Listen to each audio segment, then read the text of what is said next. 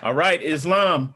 All meetings are to be opened and closed promptly according to the Circle 7 in love, truth, peace, freedom, and justice.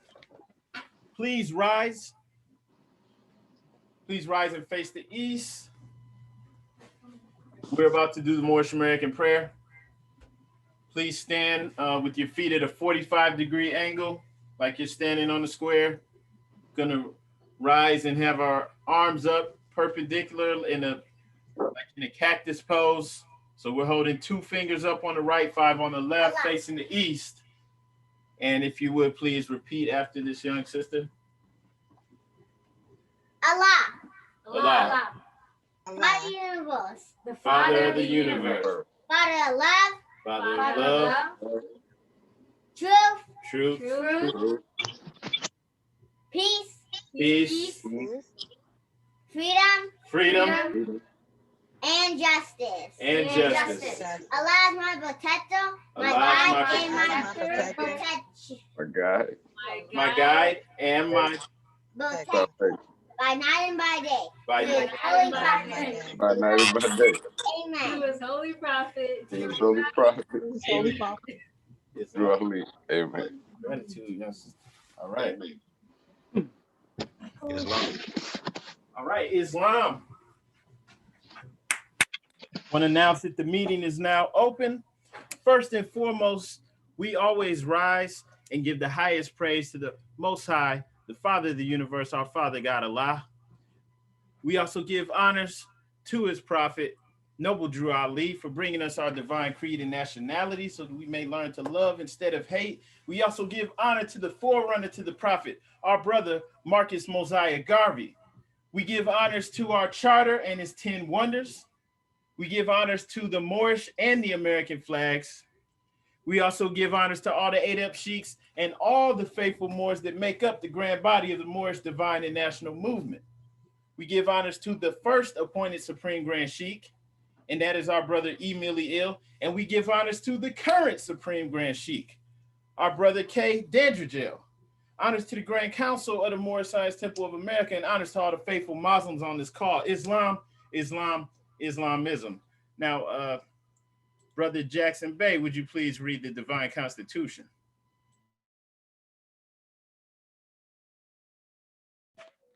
Islam. I rise giving perfect praise to Allah, and honor to the Prophet Drew Ali, and honor to our forefathers and our foremothers, and all of the Asiatic nations, and all of the Muslims all over the world. Salvation, Allah, unity, the Moorish Science Temple of America, the Divine Constitution and bylaws. Act 1. The Grand Sheik and the Chairman of the Moorish Science Temple of America is empowered to make law and enforce law with the assistance of the Prophet and the Grand Body of the Moorish Science Temple of America. The Assistant Grand Sheik is to assist the Grand Sheik in all affairs if he lives according to love, truth, peace, freedom, and justice, and it is known before the members of the Moorish Science Temple of America. Act 2. All meetings are to be open and closed promptly according to the Circle 7 in love, truth, peace, freedom, and justice. Friday is our holy day of rest because on a Friday, the first man was formed in flesh, and on a Friday, the first man departed out of flesh and ascended unto his Father God Allah. For that cause, Friday is the holy day for all Muslims all over the world. Act 3. Love, truth, peace, freedom, and justice must be proclaimed and practiced by all members of the Moorish Science Temple of America. No member is to put in danger or accuse falsely his brother or sister on any occasion at all that may harm his brother or sister because Allah is love. Act 4.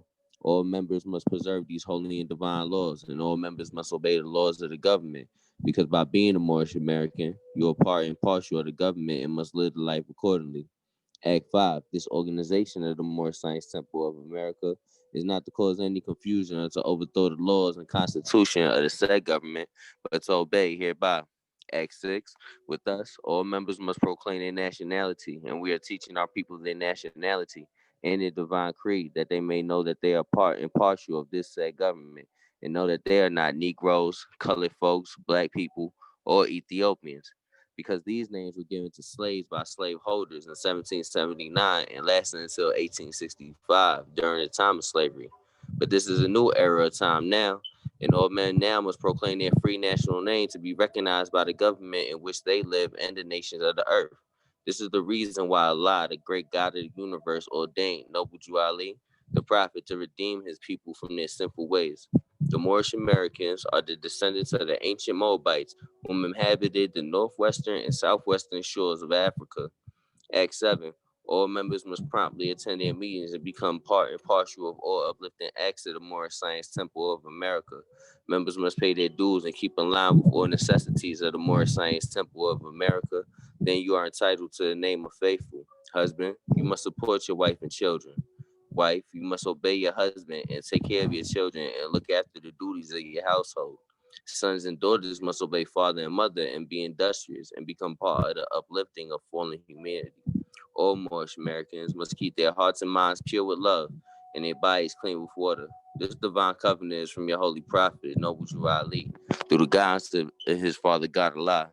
Noble Drew Ali, founder, Moorish American Prayer, Allah, the father of the universe, the father of love, truth, peace, freedom, and justice. Allah is my protector, my guide, and my salvation by night and by day through his holy prophet, Drew Ali. Amen. The Moorish Science Temple of America. Home office of Noble Drew Ali. Home office, Chicago, Illinois, USA. Islam, Islamism. Peace and love. Islamism, gratitude, brother. Brother Cole Bay, would you please read the writs of the prophet? Islam. I rise to give honors to the great God Allah. Rise to give honors to our prophet, Noble Drew Ali. Rise to give honors to all Moors in attendance and all Moors on the planet.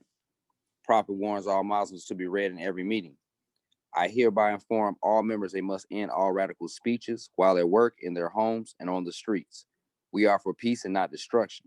Stop flashing your cards at Europeans. It causes confusion. Remember, your card is for your salvation. Failure to obey these orders will be a severe consequence. We are for love, truth, peace, freedom, and justice. And when these principles are violated, justice must then take its course. Any member or group of members who hold malicious feelings towards the temple or the prophet, or violate the divine covenant of the Moorish movement, will receive their reward from Allah for their unjust deeds. All true Moors will and must obey the law laid down to them by their prophet.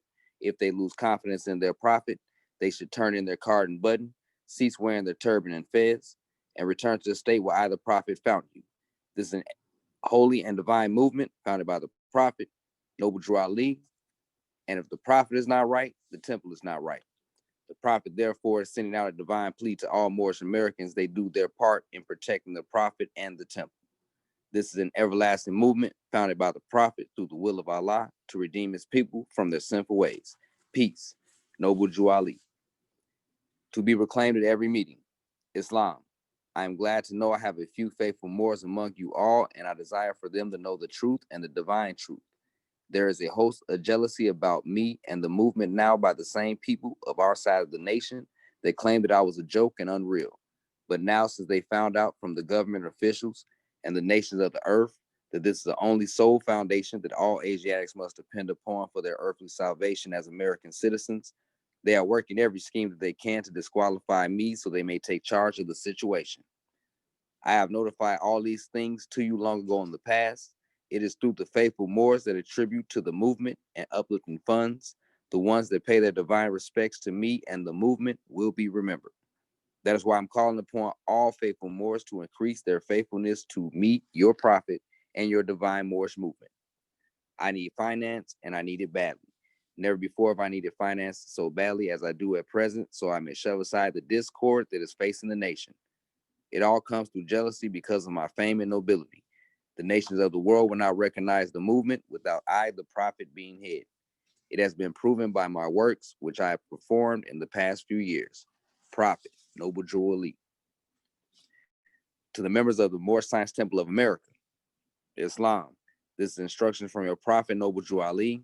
Be faithful unto your forefather divine and national creed, that you will be blessed for your good deeds that you sow in the flesh. Allah is the one that judges the world, and his judgment is on now, but the weak can comprehend it not. Then the times are drawing near, so says Allah to his divine prophet, I, Noble Drew Ali. And that is why many hearts have turned to stone. Many have eyes to see, but cannot see, ears to hear, but cannot hear, lest they will be confounded of their sins. These are the trying hours now, dear Moors, and every evil spirit is moving. and they're trying every weak mind to overthrow and drag out the true foundation has been laid, and to cause confusion in the minds of the ones that do believe. But if you have the true love of Allah and the spirit of your forefathers, you fear not what you hear or see, but will sacrifice the utmost of your very life to protect your movement and your prophet. Watch your enemies, dear Moors. Your enemies are the ones that speak against your prophet and ridicule him to the very lowest, and the ones that speak against your divine and national principles of your temples. Act accordingly, and Allah will bless you for your good work. Peace. Your divine prophet, Noble Drew Ali.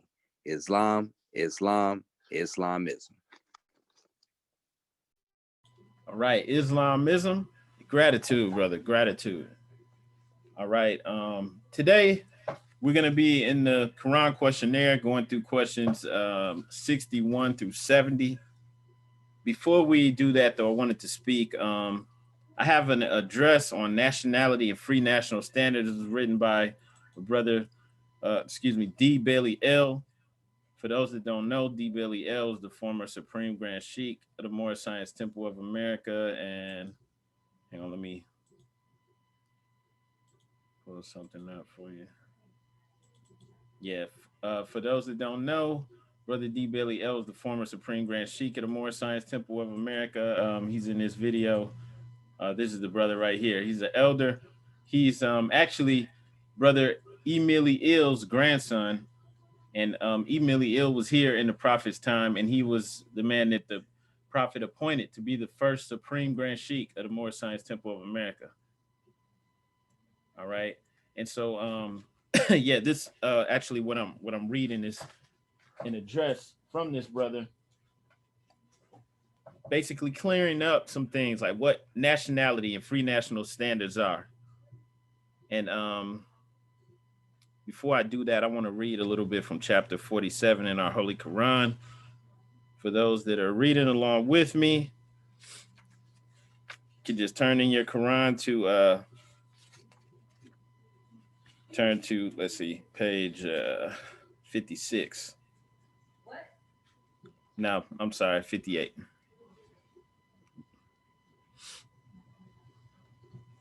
Make that page 59. Okay, yeah, chapter 47 in our Holy Quran, in verses 16 and 17, it says, through sin and disobedience, every nation has suffered slavery due to the fact that they honored not the creed and principles of their forefathers. That is why the nationality of the Moors was taken away from them in 1774, and the word Negro, black and colored, was given to the Asiatics of America who were of Moorish descent, because they honored not the principles of their mother and father and strayed after the gods of Europe, of whom they knew nothing. Okay, that's in chapter 47, verse 16 and 17. So when you have a group of people that share, and this is a good video to watch. If you go on YouTube, you could just look up Supreme Grand Sheikh D. Bailey L. That'll probably come up number one, but you should look that up. Watch that. It's a good, really good interview. Now, just reading those two chapters, those two verses, which is talking about our nationality being stripped from us. All right, this can't happen when a group of people share a common origin, a common tradition, and a common language. All right, because they're capable of actually constituting a nation state. Right, their nationality exists. They're capable of forming a nation. They can't just be broken up and just placed into undesirable status, no matter where they are, even if they're not in their country of origin.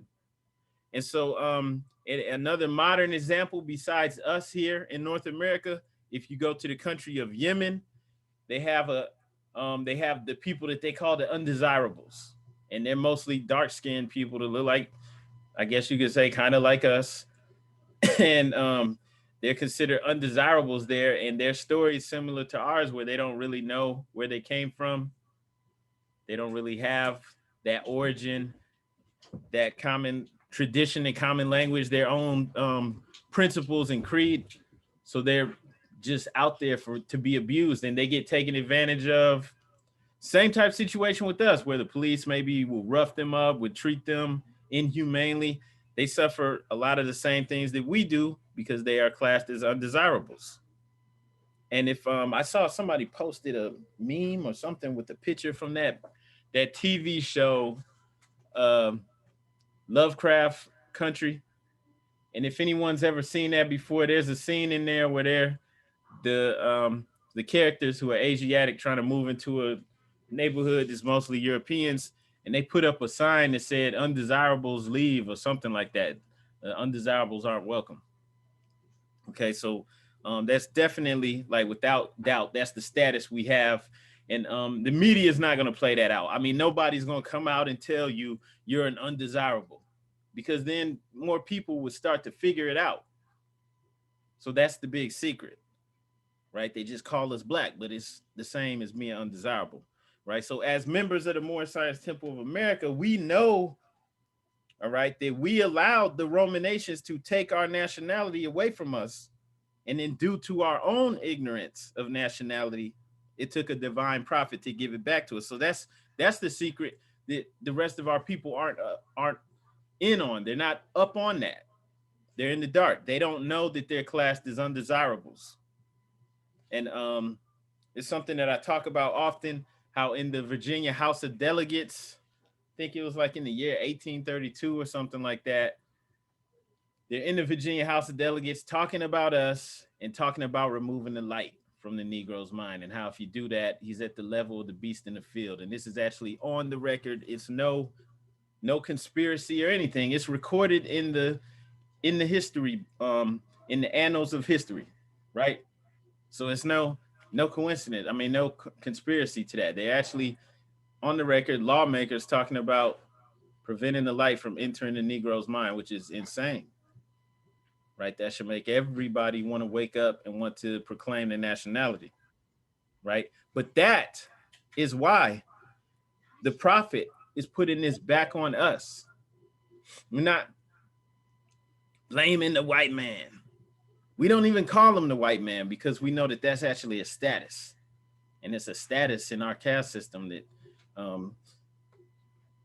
we don't call people by colors. But we know, right, that the prophet put this back on us. The power is on us.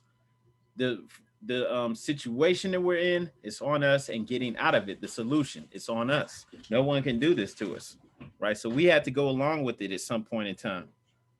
All right. And we are what our forefathers were then. We are that same thing today, without doubt or contradiction. Now, even though we've been tricked out of it, all we have to do is come back into the fold. And that's what the prophet did. He was the first person to let us know that the labels that we've been placed on delude to slavery. And then he was the first person to actually do something about it.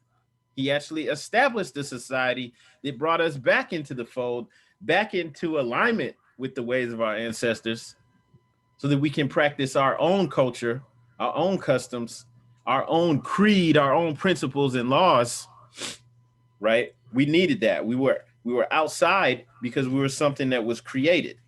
The Negro started in the late 1700s.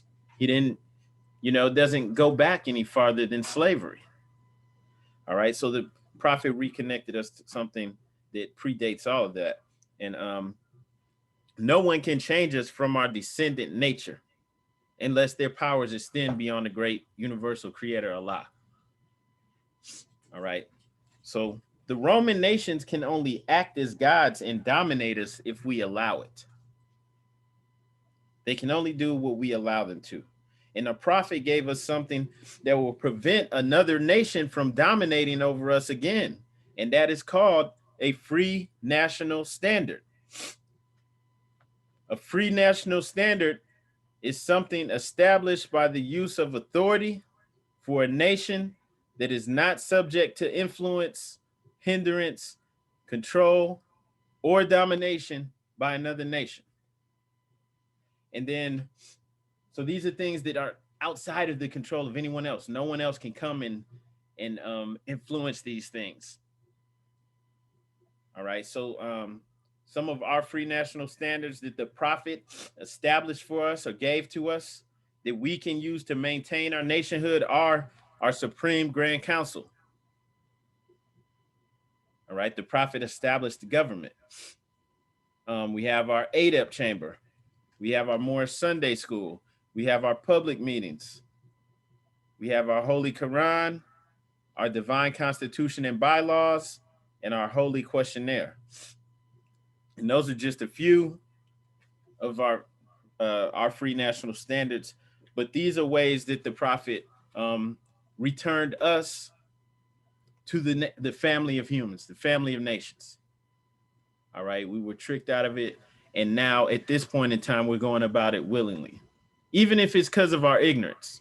You have to remember that ignorance is no excuse. Ignorance of the law doesn't excuse you from the punishments that may come with, breaking the law. You can't claim ignorance. It doesn't matter. It's on you. Okay. And so in alignment with that too, I want to read from chapter 41, and that's on page 51 in our Holy Quran, just verse 13.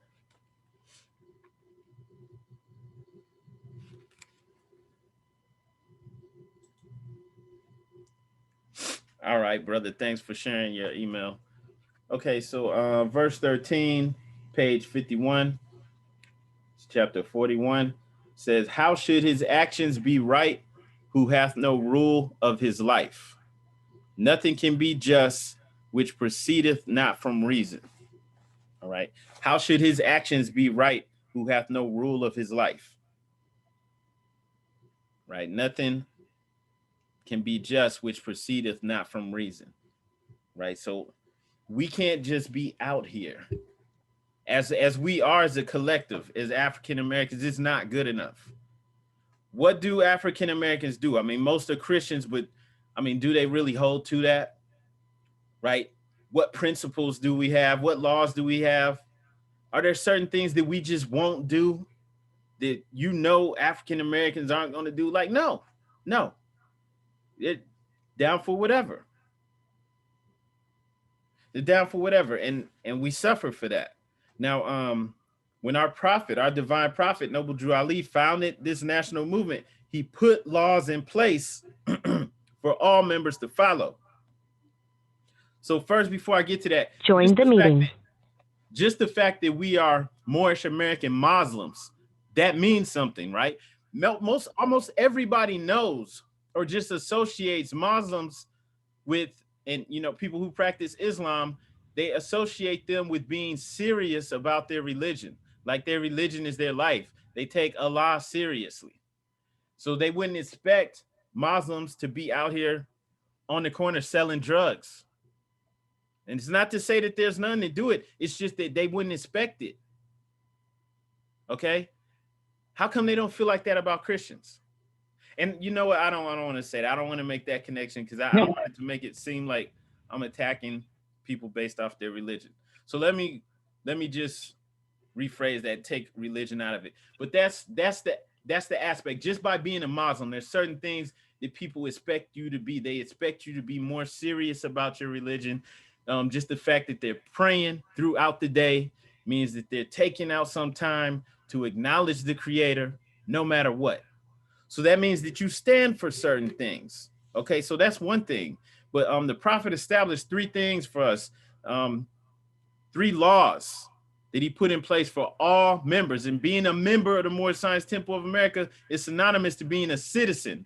Why? Because the government is within this structure that he created. Right, with the Supreme Grand Council, the grand body, you have the executive, the head, the chairman or Grand Sheikh of the entire Moorish Science Temple of America. So that's the government. And he set three types of laws. The first type of law that the Prophet put in place is called a rule. All right, the founder put in place rules that must be observed by all members. Then the second type of law that the Prophet put in place is a regulation. So the Prophet exercised his authority and he put in place regulations that deal with the details and the procedures of the everyday operation of the movement. And then the third type of law that he put in place were the principles. And the principles are the comprehensive fundamental type of laws that control our conduct. And that's, we go over this stuff on, this is what we study on Fridays and Sundays. And why do we study this? Because we this is first time exposure for most of us. I mean, how many of you grew up with parents that knew that you were Moors and they taught you all of this and raised you with all of these principles? Like, no, for most of us, probably for everyone, that's not the case. So we have to learn it. We have to have it down inside and out and live it. And if we don't do it, then you're just placing the burden on your children or your grandchildren. So it's on us to hold to it, to learn it. So with the we can understand why why Noble Drew Ali said that we must proclaim and practice our 5 great principles, right? The 5 principles are love, truth, peace, freedom, and justice. And we have to adhere to these divine principles 24 hours a day, 7 days a week, every day of the month, every day of the year. These principles are supposed to, we're supposed to make sure that our thoughts, actions, and deeds line up with love, truth, peace, freedom, and justice. And it's not, just something just to throw out there and say. And by doing this and holding to it, it's not just putting on a fez or a turban, right? There's a lot more that comes along with it. So by living by these principles and then also building our communities off of these principles, right? Now you have nationality. Now it exists and it's real. Okay, where even it doesn't matter if somebody is a Moorish American and they live in Delaware, then another one could be all the way in Los Angeles. It doesn't matter. We have the same principles. And that's powerful. Because like I was saying, you could have somebody who's Palestinian and they might be in another country. Or even where they're at right now, since technically they don't have a country. They're just in Israel. They have a nationality though, right? Because they're organized. They're together. They have their own principles. They have their own governing body, their own leadership that they answer to. So that's the thing, like I was saying before, as African Americans, we can't just be out here just, who's our leader? Who do we listen to? Is there any chain of command? Is there anything that is it just every man for himself? You can just do anything you want, no matter how heinous and terrible it is. There's no one to answer to. We're not on code about anything. It's like, no, we have to be just like everyone else. And so the prophet he delivered this to us. He brought this to us. And so we honor, and this is why we learn this, and also why we take it seriously. We realize that without these things, you are undesirable. And if you're an undesirable, you are vulnerable, extremely vulnerable. And so that's why, and that's something you could explain to people too. If they're saying, well, we all, doesn't matter what you call yourself, they still gonna shoot you. It's like, no, because we're organized and we move off of these principles, and that means something. We're organized as a people. We're not just out here like where they can just appoint leaders, say, oh, these are your black leaders. No, we have our own government. That doesn't fly with us. We can speak for ourselves. We don't need you to just get someone to represent us and to say, okay, they're good. They'll get some politicians to put on dashikis and kneel in a picture and act like that's fixing the police shootings. But that's not going to fly for us. Like they actually did that in real life. Right? That's insane. Biden and Kamala Harris and them, they put on dashikis and kneeled like that. Like there should have been outrage over that. That was so stupid. They can't do that for us. It's not gonna fly. We can speak for ourselves. And I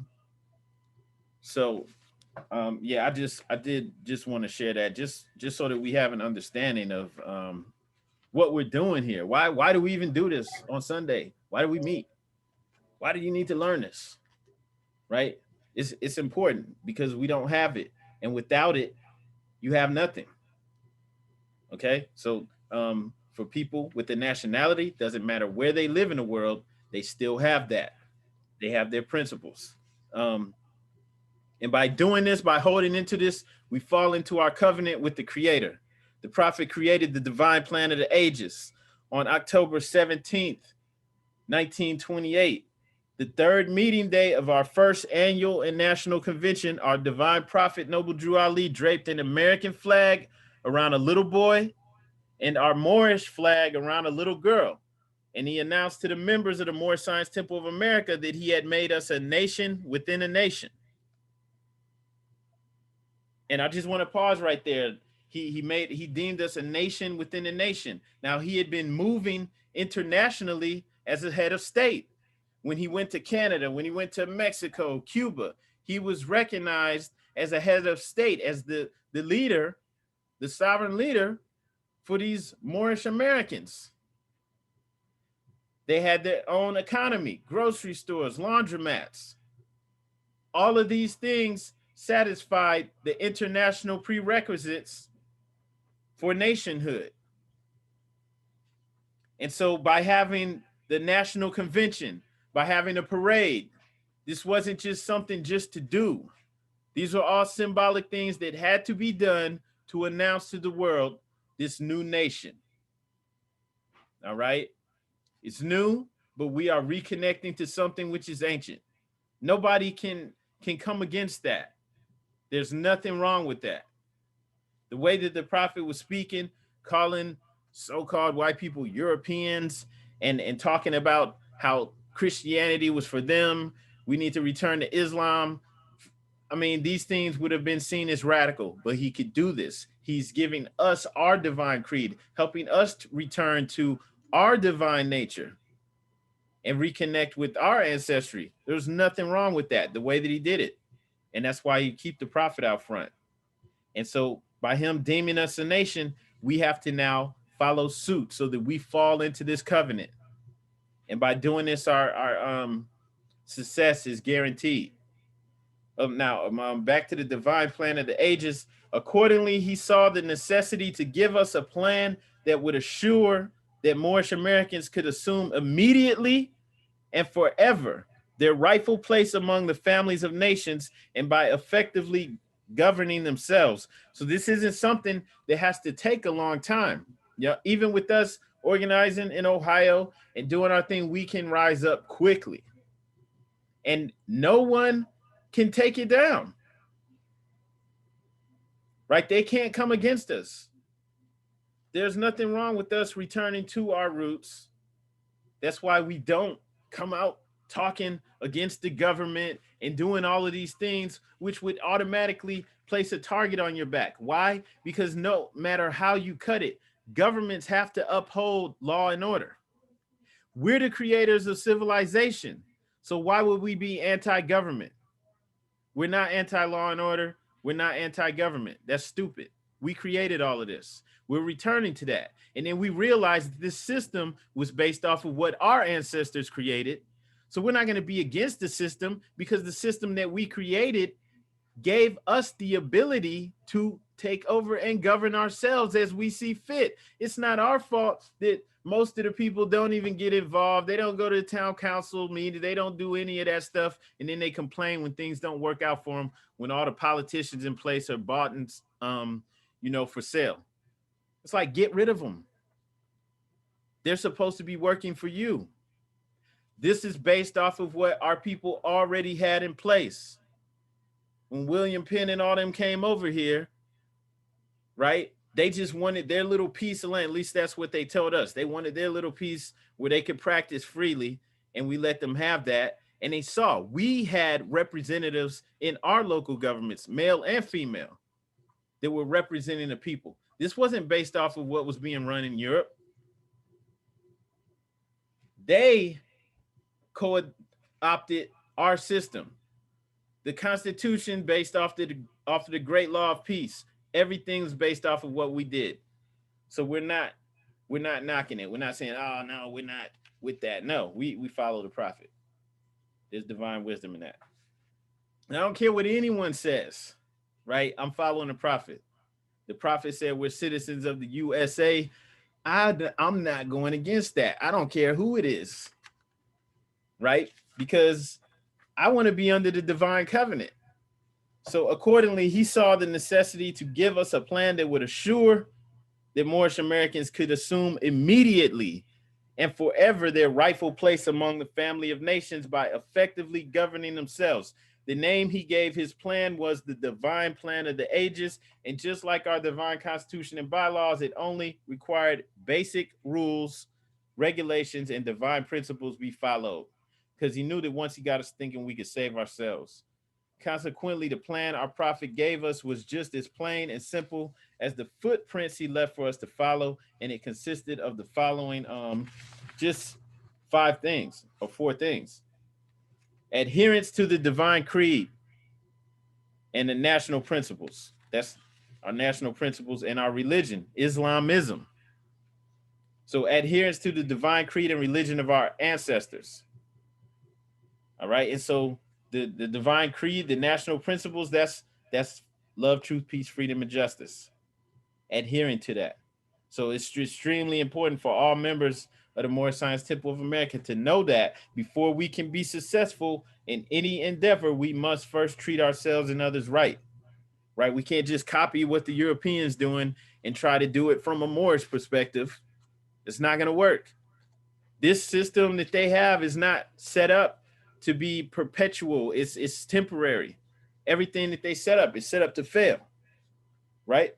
So once we make that firm commitment to the first step of our plan, not only do we begin to trust each other, but we also begin to work together in unity.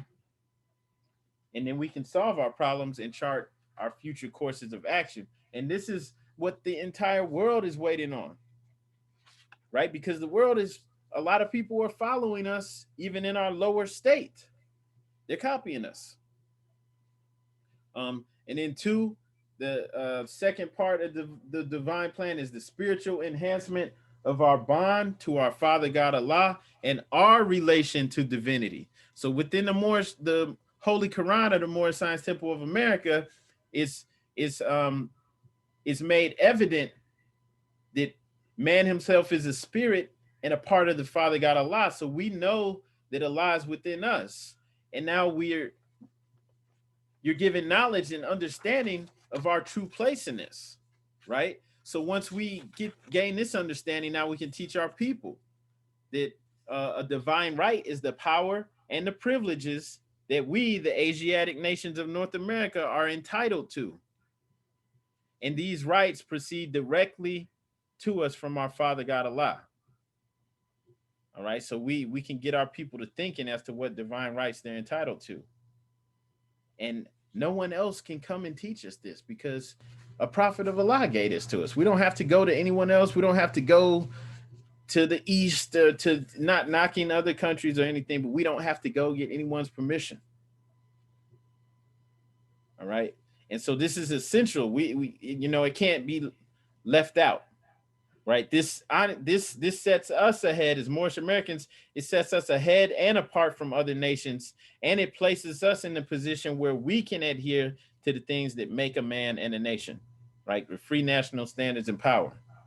So we have to make it known to our people what this is and why it matters, why it can't be left out.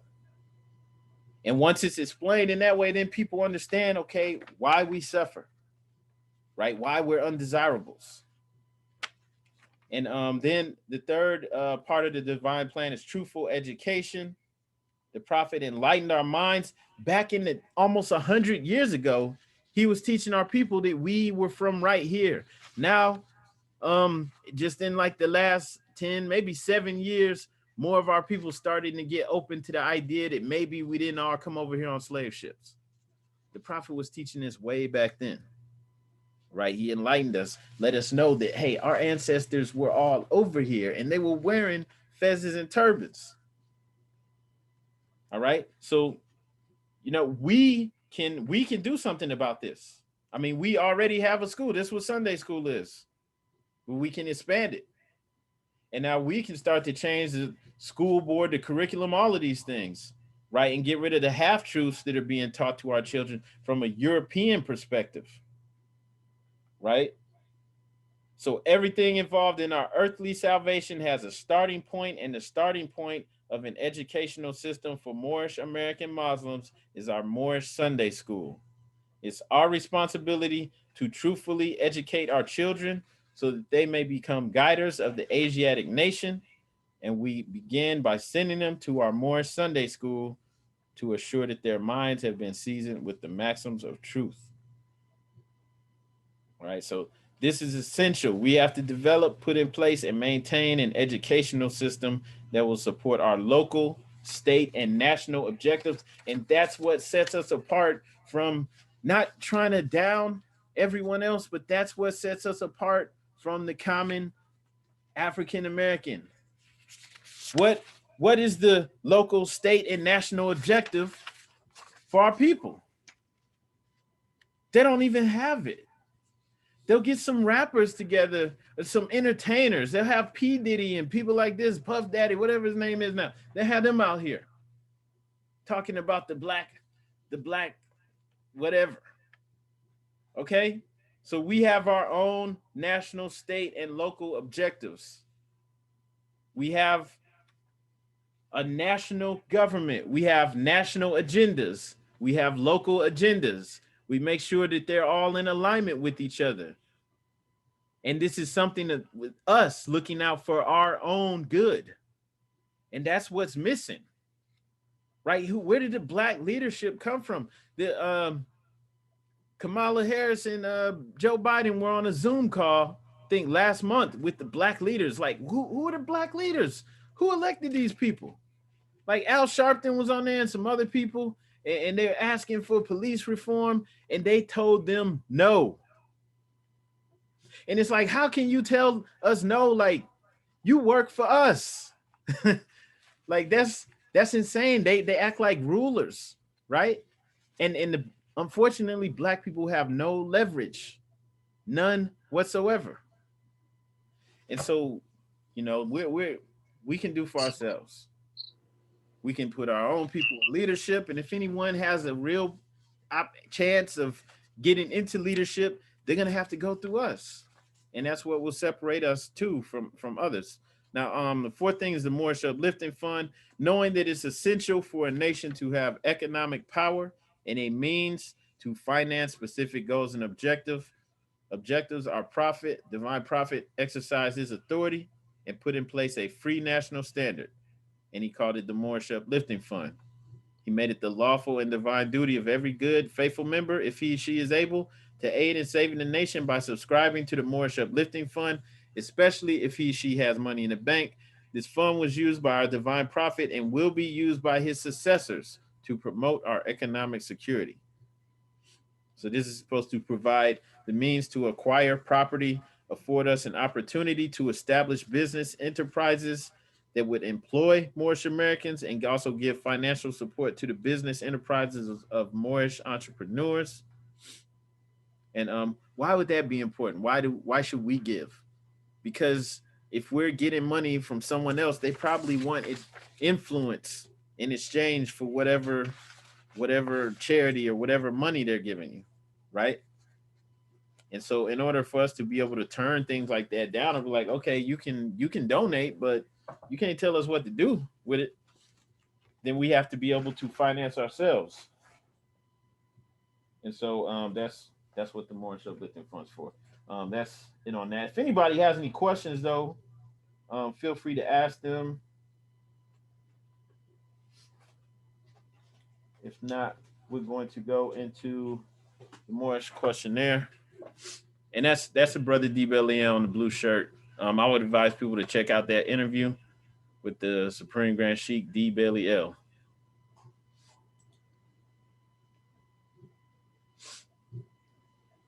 Okay, we're gonna be in the Moorish questionnaire on questions 61 through 70. If you have any questions about this, what we're going over, feel free to unmute at any time. If you have questions not related to this, please hold until we're done going over the questions.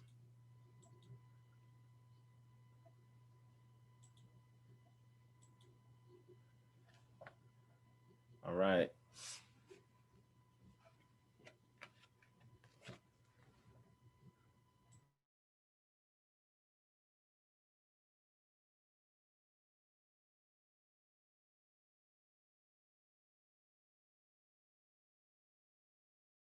All right. Okay. All right. Yeah. Let's just go through this. Question 61 is, what is the modern name of these angels? And the answer is Asiatics. Um, we were talking about how the angels keep the unbelievers away from the holy city of Mecca. Um, in question 38 on here, it says, what is an angel?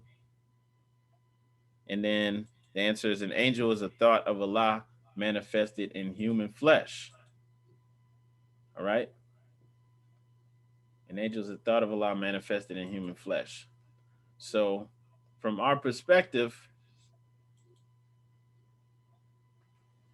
angels are human, or some angels are human, right? And that they're manifesting the will of Allah. And what do angels do? They carry the messages to the four corners of the world, to all nations. Okay. And the race of the angels who guarded the holy city of Mecca to keep the unbelievers away was Asiatic, just like us, right? They're olive-hued people whose origins can be traced to the Garden of Eden in Southwest Asia. And then question 62, what is the shade of their skin? And the answer is olive.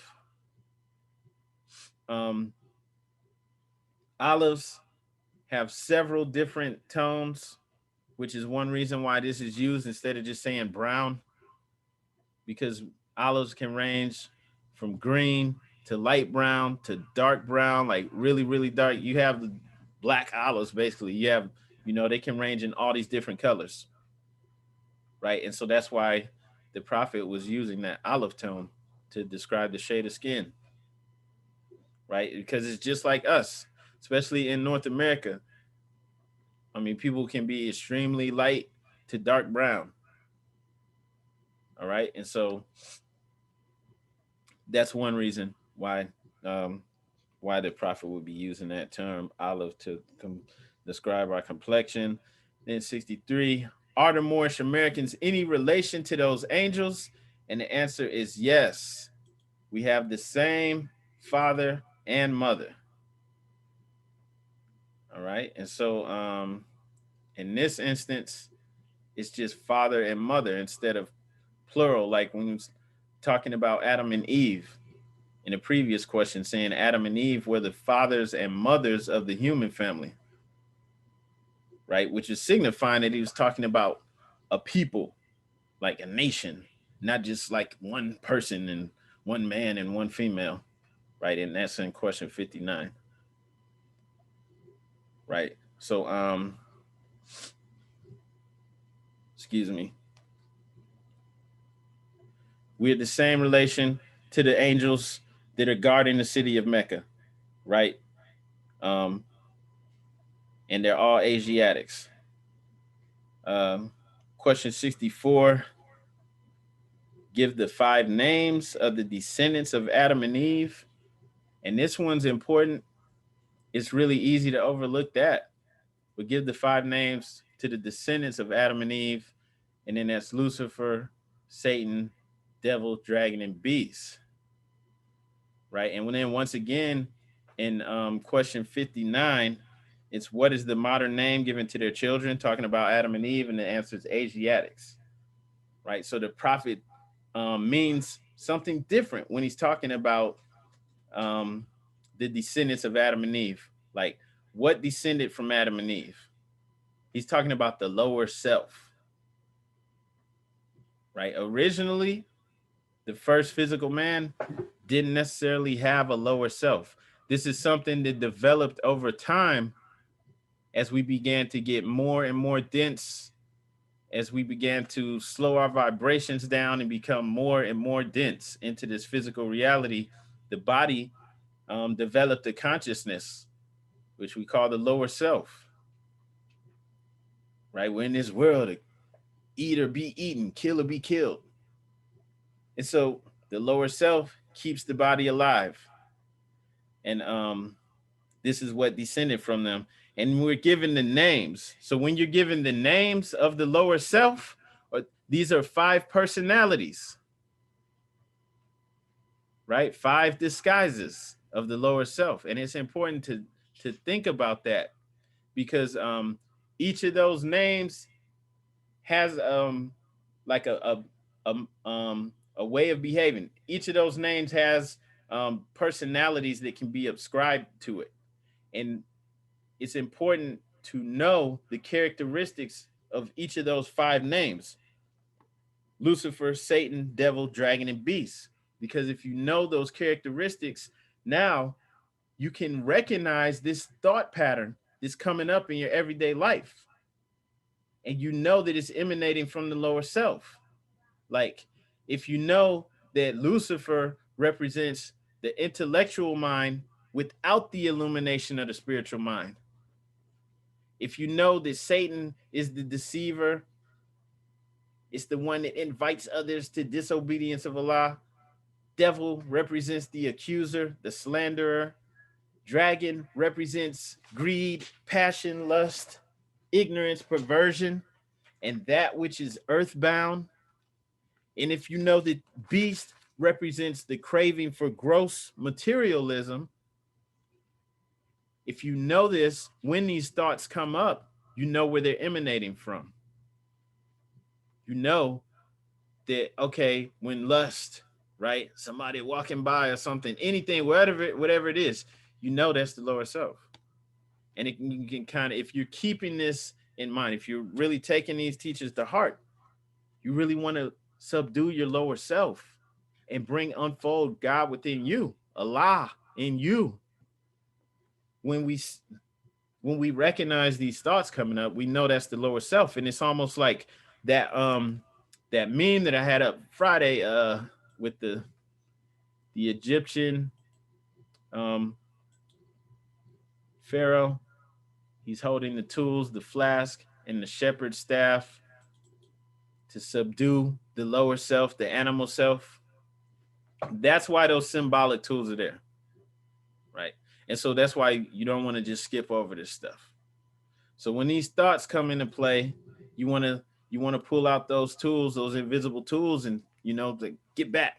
Like, if has anyone ever been to a circus, like a real circus, not like watching the stuff on, online, where you see like a real person that's in the cage with the lions and tigers, and it's like, it's different to actually be there for real, like, than just watching it online.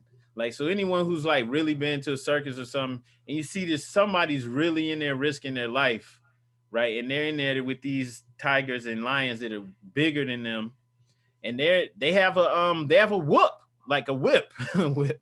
They have a real whip, and they're cracking that whip, and they have to really maintain the upper hand, because the lions and tigers, they outnumber them. But even if it was just one-on-one, they would devour them, right? And so the reason I'm saying this is because the lower self travels the earth. It's traveling to and fro, seeking whom it may devour. Okay? And so, like with the lion tamer, the person who's in that cage, they have to pull out the whip. They have to be like, okay, like, Simba, get back. They have to whip them, and keep them in line. And they have to always keep that upper hand. They have to stay on their toes, because if that lion or tiger smells weakness, they're going to like, hey, we could take this fool. And they're going to start talking to the other lions and tigers, and it's going to be a massacre. Everybody's going to be watching that person get torn up, and there's nothing anyone can do to stop it. And so the lower self it's the same way. It is seeking whom it may devour. Okay, so when we give in to these urges, these thoughts that come through, it's not for our greater good. Sometimes you may be able to escape without things getting that bad, but ultimately it's seeking your demise. It's seeking whom it may devour. So we have to keep that in mind. We don't want to overlook that.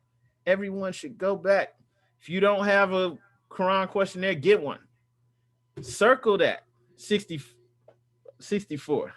Circle that and just write on there the characteristics of the lower self, because we don't want to overlook that. This happens to all of us. All right, so I'm going to read that again. But We know these characteristics. When these types of thoughts happen, it's not you being super smart. It's not you being wonderful. That's your lower self testing you. That's your lower self trying to influence you. And when we give in, it leads to destruction because it's seeking whom it may devour. So we have to keep those tools on hand, those like invisible tools. You need to be just like the Pharaoh. The Pharaoh could be male or female. You need to be the Pharaoh holding those tools, right? Subduing the lower self. Always. You can never rest.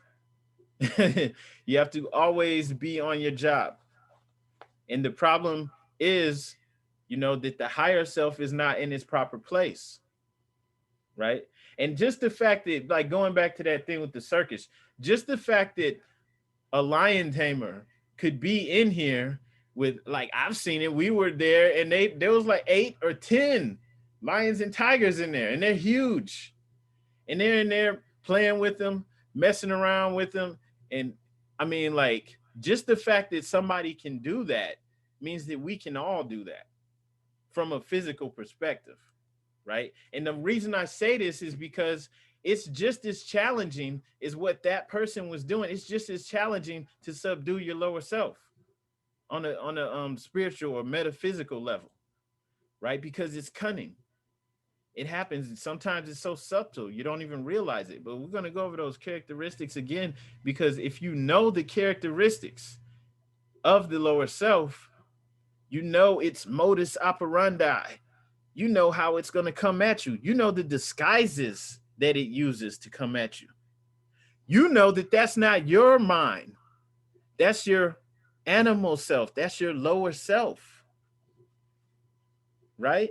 And so we want to subdue it. And so once again, beast represents the graving for gross materialism. Like, if you had that in your questionnaire, you should write that. Beast equals gross materialism. Dragon represents greed, passion, lust, ignorance, perversion, and that which is earthbound. It's a lot. And just those things, like, that's what a lot of our programming is about. On movies and music, greed. That's pretty much rap. Greed, passion, lust, ignorance. That's rap right there. That's been rap for a while. Greed, passion, lust, ignorance. You could make a song right now. Like, Mission 30, we could put out a song and we could all just come on there saying ignorant stuff and just call the song Greed, Passion, Lust, Ignorance. And it would be a hit. It would go viral. Because that's rap. That's the program. But it's greed, passion, lust, ignorance, perversion, and that which is earthbound. Rap is earthbound. It's extremely earthbound. Even the beats that they use is to keep you grounded in this. Okay? Devil represents the accuser, the slanderer, which we may all get caught up in every now and then, talking about somebody else. Satan is the adversary, it's the deceiver, the one who invites others to disobedience of Allah. You're trying to get somebody to come and get drunk with you, whatever. Right? And then Lucifer, that's the intellectual mind without the elimination of the spiritual mind, the true light of the soul. Okay? All right. And so we're going to go ahead and move on, but just that in and of itself, those are tools that you can use, that I can use, like all of us, right? None of us are sitting up here floating around perfect. These are tools that we can all use to subdue the lower self. And, it's invisible. So like we should write those down so we know those characteristics. It's real. Just because it's invisible doesn't mean it's not real. The unseen is more real than what we see on a daily basis. All right. Subduing the lower self is real. The Egyptians, they didn't make all this stuff for no reason. They physically built all of these symbols showing that which is unseen.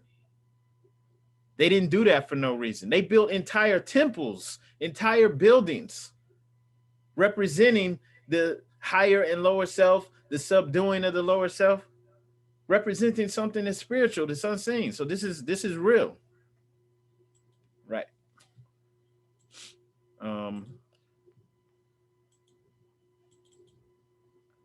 All right, and 65. What is the devil sometimes called? And then the answer is lower self. Okay, and so the lower self is not really our enemy. It's not truly our enemy. The reason that it is, or it seems like it is, our adversary is because things are out of balance.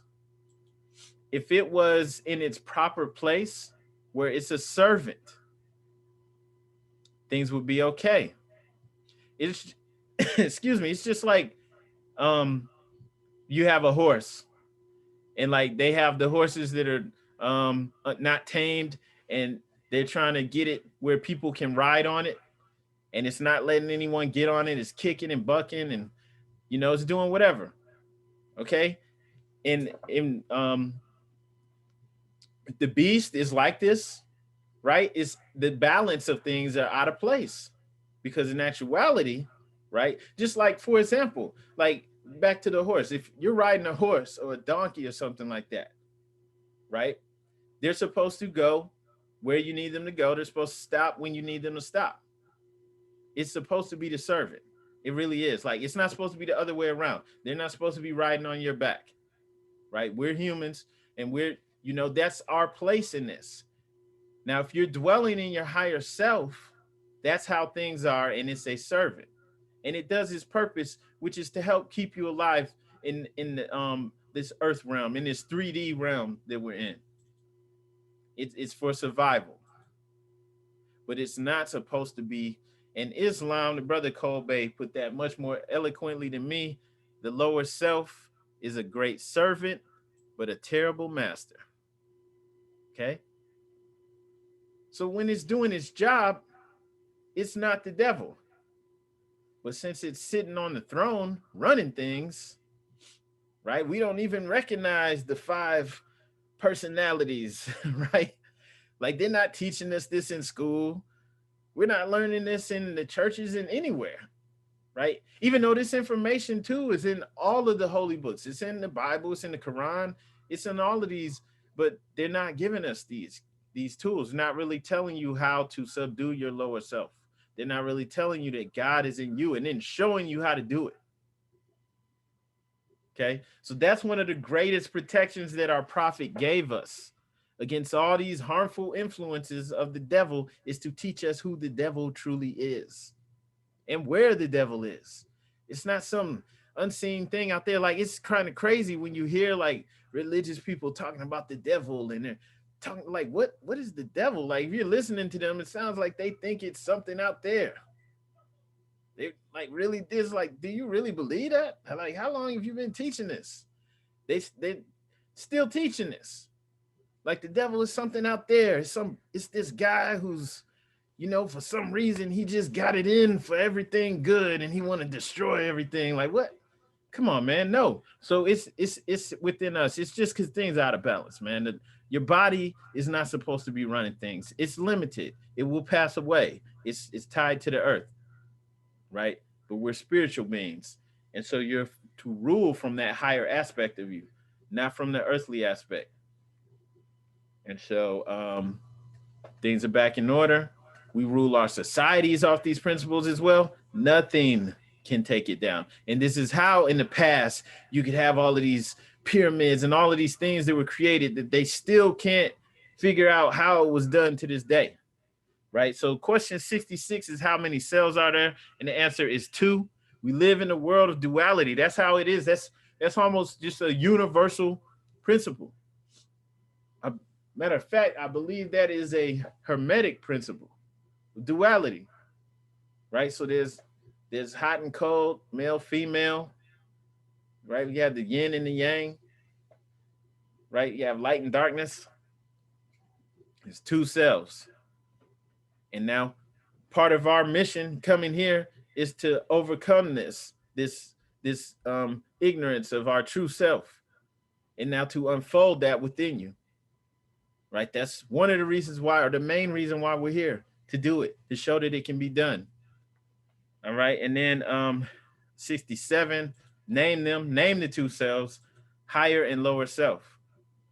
And then from an Islamic perspective, you have the word jihad. Jihad, they gave it a negative connotation, thinking it's just about war, because it loosely, that means holy war. But it really, literally, it means struggling in the path of Allah. Right. So the Prophet Muhammad said, when he was asked about jihad, the lesser jihad is the one out there, outside of oneself. But the greater jihad is within. Right. Each day there's a holy war, is a great battle between the higher and the lower self. Right. Just like with the trainer in the cage with the lions and tigers, like you got to be on point all the time. You can't show any weakness. They will devour you, literally. And if you see it like that, like, okay, you have to stay on your toes. These are the characteristics. This is what to watch out for. This is how you know that this thought, this sounds just like you. It's got the same voice as you. It looks just like you and everything, but it's not you. That's just the body. So you have to know that so you can recognize, and then you can say, get back, get down, back, beast, down. You have to talk to it like that. All right. And then when things are, when you're in your proper place, maybe you could be a little nicer, but now you have to tell that beast to get back. All right. In chapter 3 of our Moorish Holy Quran, Prophet Noble Drew Ali gives us a comprehensive description of both the higher self and the lower self. Among the things he says about the higher self are two which require special attention. He says the higher self is human spirit clothed with soul, made in the form of Allah. And the higher self is Allah in man. That's why we are subduing the lower self. Because the higher self is Allah in man. It's human spirit clothed with soul, made in the form of Allah. All right. Before proceeding further, you want to look into the real meaning behind these truths. Like, human spirit is one and the same and parted among all women and men. And then souls are numerous. That's what gives us our individuality.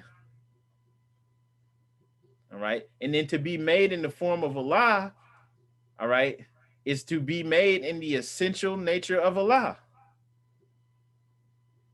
All right. And that's also why you can open your third eye and literally feel the connection to everything in existence, which is really, is indescribable, because Allah is literally in you.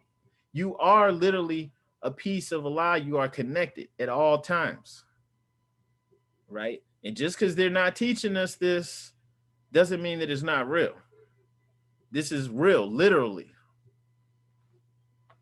Okay. Going down to 68. What people represent the higher self? The angels who protect the holy city of Mecca. All right. And we already established that they are Asiatics, olive hue skin,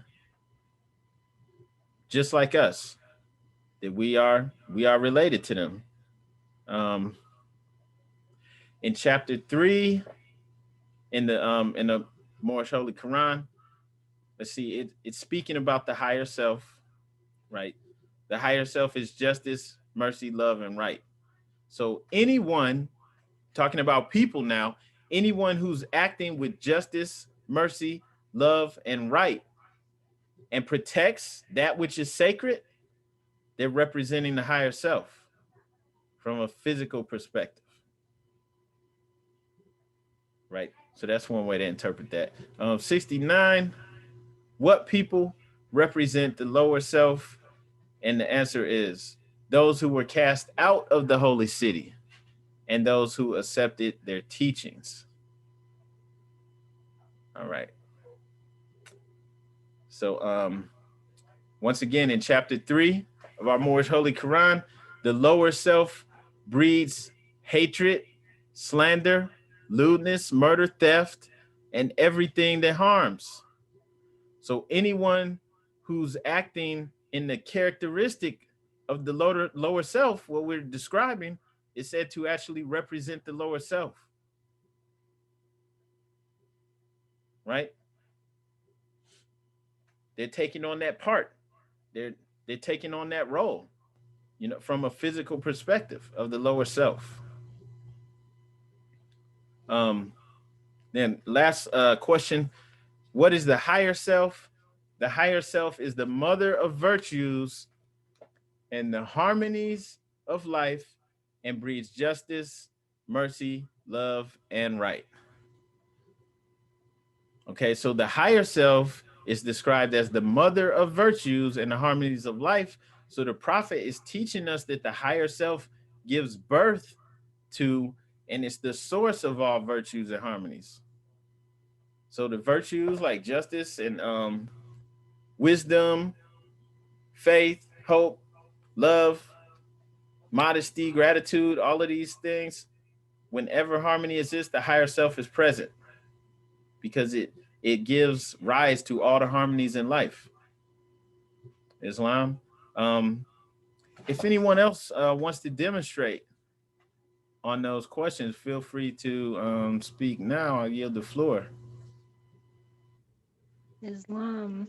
First and foremost, I'd like to rise and give praise to Allah, honors to His Prophet Noble Drawli, and honors to all you Moors in attendance.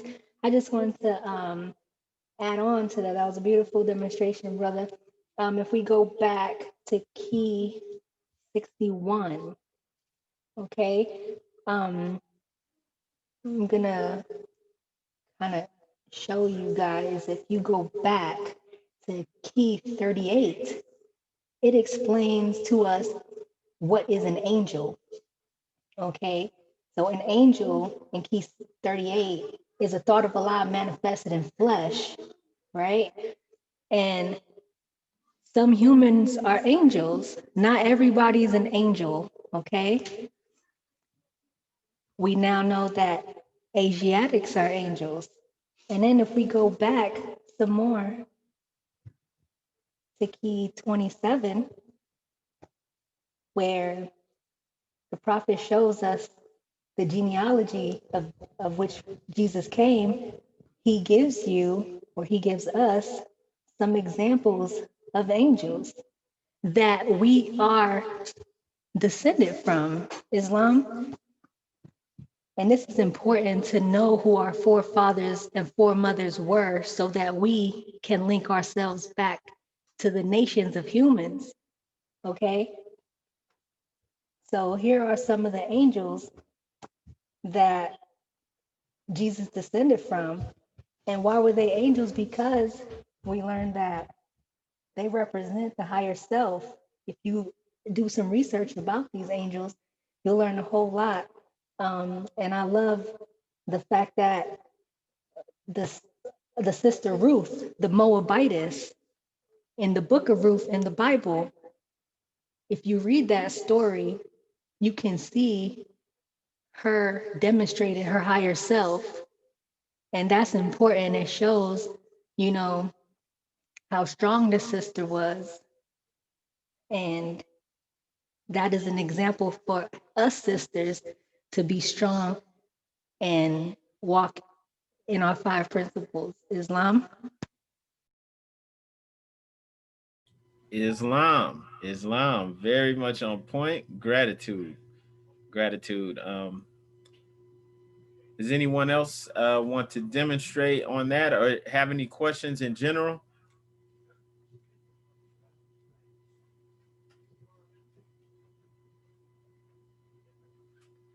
All right. Okay. If there's no questions, we will go ahead and go into the closing of the meeting. Let's see. I'm going to read the additional laws for Moorish Americans.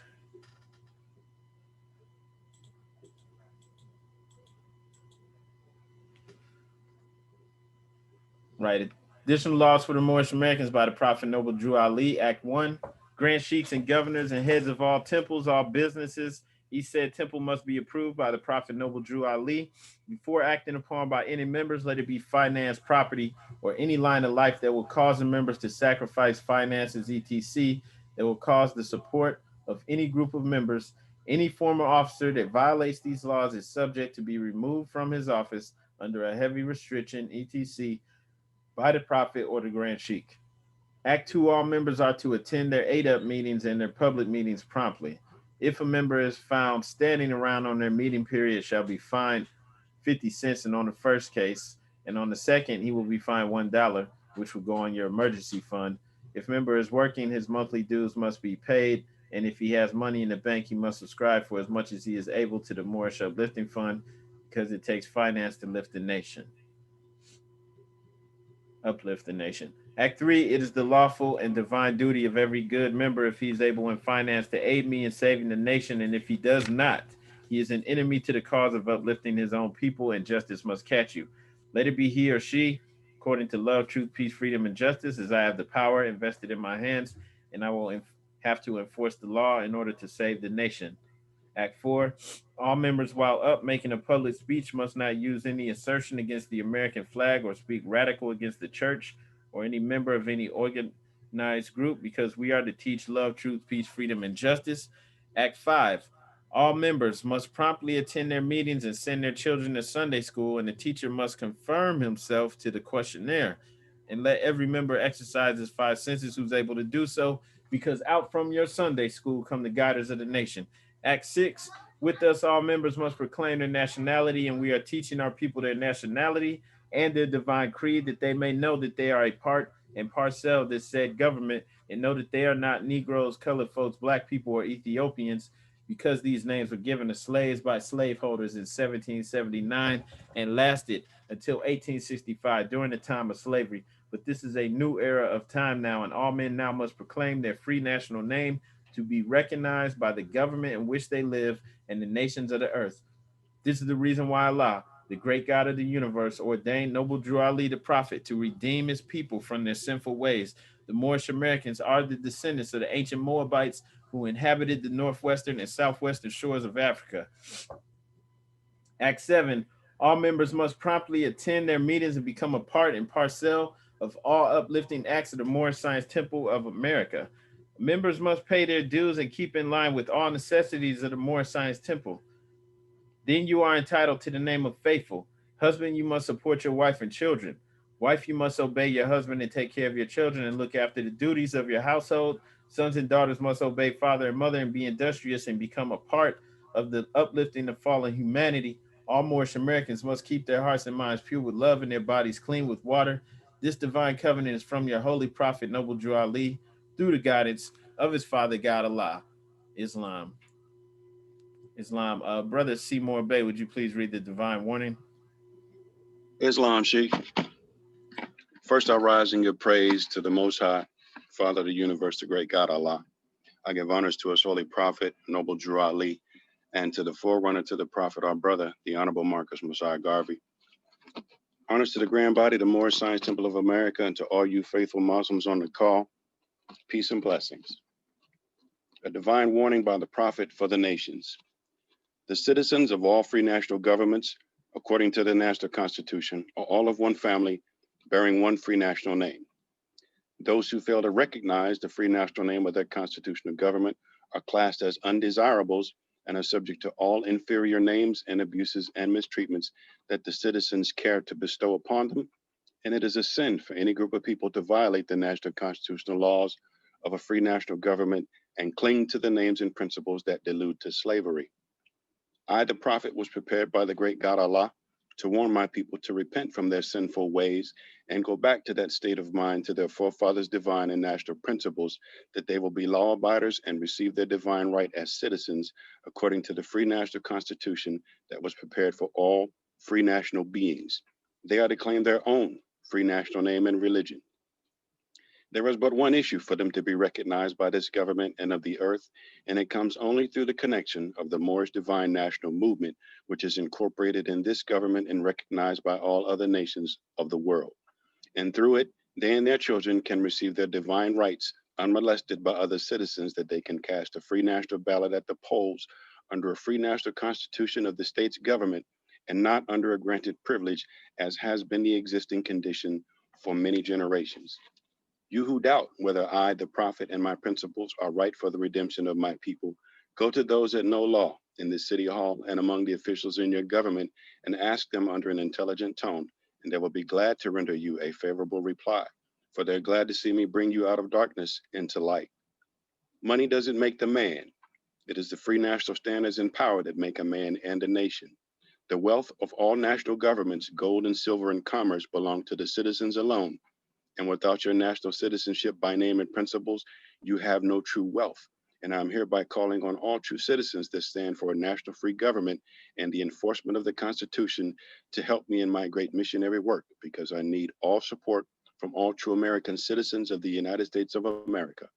Help me to save my people who have fallen from the constitutional laws of the government. I'm depending on your support to get them back into the constitutional fold again, that they will learn to love instead of hate and will live according to love, truth, peace, freedom, and justice, supporting our free national constitution of the United States of America. I love my people, and I desire their unity and mine back to their own free national and divine standard, because day by day they have been violating the national and constitutional laws of their government by claiming names and principles that are unconstitutional. If Italians, Greeks, English, Chinese, Japanese, Turks, and Arabians are forced to proclaim their free national name and religion before the constitutional government of the United States of America, it is no more than right that the law should be enforced upon all other American citizens alike. In all other governments, when a man is born and raised there and asks for his national descent name, and if he fails to give it, he is misused, imprisoned, or exiled. Any group of people that fail to answer up to the constitutional standards of law by name and principle, because to be a citizen of any government, you must claim your national descent name, because they place their trust upon issue and names formed by their forefathers. The word Negro deludes in the Latin language to the word nigger, the same as the word colored deludes to anything that is painted, varnished, and dyed. And every nation must bear a national descent name of their forefathers, because honoring thy fathers and thy mothers, your days will be lengthened upon this earth. These names have never been recognized by any true American citizen of this day. Through your free national name, you are known and recognized by all nations of the earth that are recognized by said national government in which they live. The 14th and 15th Amendments brought the North and the South in unit, placing the Southerners, who were at that time without power, with the constitutional body of power. And at that time, 1865, the free national constitutional law that was enforced since 1774 declared all men equal and free.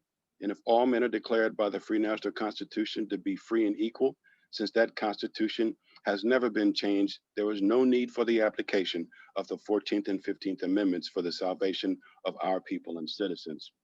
So there isn't but one supreme issue for my people to use to redeem that which was lost, and that is through the above statements. Then the lion and the lamb can lie down together in yonder hills, and neither will be harmed, because love, truth, peace, freedom, and justice will be reigning supreme in this land. In those days, the United States will be one of the greatest civilized and prosperous governments of the world. But if the above principles are not carried out by the citizens and my people in this government, the worst is yet to come, because the great God of the universe is not pleased with the works that are being performed in North America by my people, and this great sin must be removed from the land to save it from enormous earthquakes, diseases, etc. And I, the prophet, do herein believe that this administration of the government, being more wisely prepared by more genius citizens that believe their free national constitution and laws, and through the help of such classes of citizens, I, the prophet, truly believe that my people will find the true and divine way of their forefathers and learn to stop serving carnal customs, uh, excuse me, and learn to stop serving carnal customs and merely ideas of man that have never done them any good, but have always harmed them. So I, the prophet, am hereby calling aloud with a divine plea for all true American citizens to help me to remove this great sin which has been committed and is being practiced by my people in the United States of America, because they know it is not the true and divine way, and without understanding, they have fallen from the true light into utter darkness of sin. And there is not a nation on earth today that will recognize them socially, religiously, politically, or economically, etc., in their present condition of their endeavorment in which they themselves try to force upon a civilized world. They will not refrain from their sinful ways of action, and their deeds have brought Jim Crowism, segregation, and everything that brings harm to human beings on earth.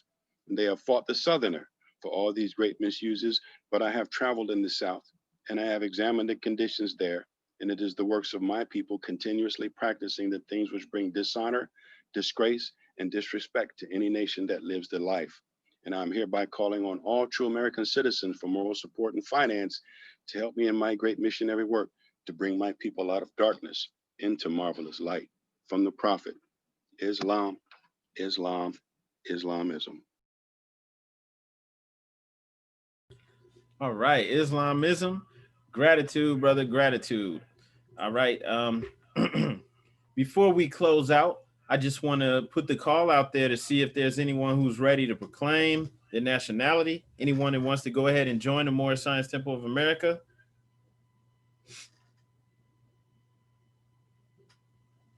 All right.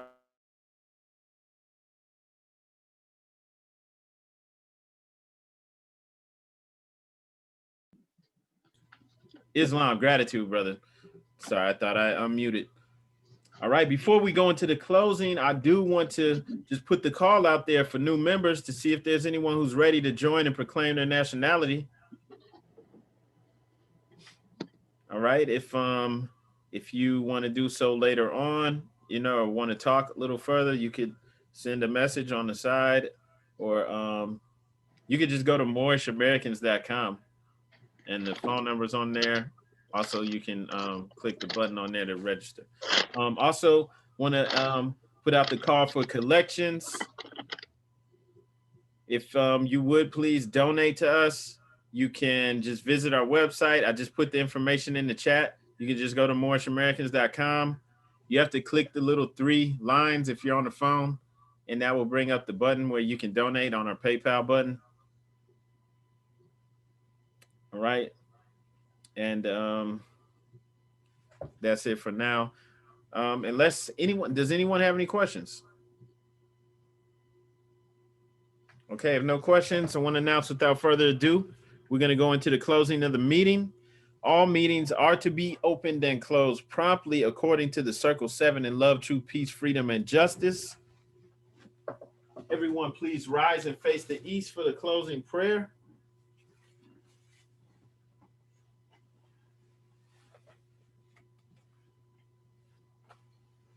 All right, we face the east.